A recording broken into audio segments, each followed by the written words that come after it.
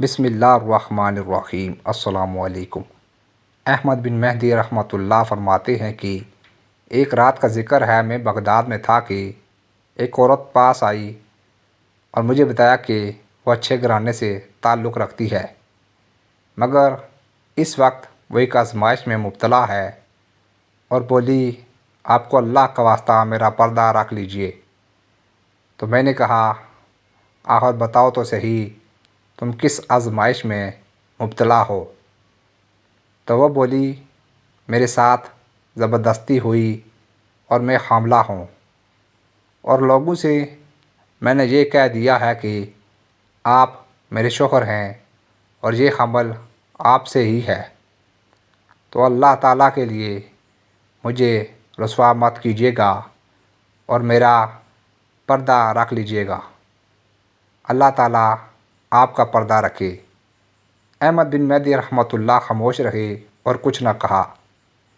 پھر وہ عورت چلی گئی، پھر کچھ پتہ نہ چلا، یہاں تک کہ اس کے ہاں ایک بیٹے کی ولادت ہوئی تو محلے کے امام چند پڑوسیوں کے ساتھ مجھے بیٹے کی مبارکباد دینے کے لیے آئے۔ میں نے ان کے سامنے بے پناہ خوشی اور مسرت کا اظہار کیا، اور اگلے دن اس بچے کے نام سے 2 دینار امام صاحب کو دیے اور کہا یہ اس عورت کو دینا، یہ اس بچے کا خرچہ ہے، کیونکہ ہم دونوں کے درمیان کسی بات پر علادگی ہو چکی ہے۔ پھر میں ہر مہینے 2 دینار امام کے ہاتھ پر رکھتا اور کہتا کہ یہ بچے کا خرچہ ہے۔ یہاں تک کہ 2 سال کا عرصہ گزر گیا۔ پھر ایسا ہوا کہ اس بچے کا انتقال ہو گیا اور لوگ میرے پاس تعزیت کے لیے آنے لگے۔ میں ان لوگوں کے سامنے تسلیم و رضا کا اظہار کرتا رہا۔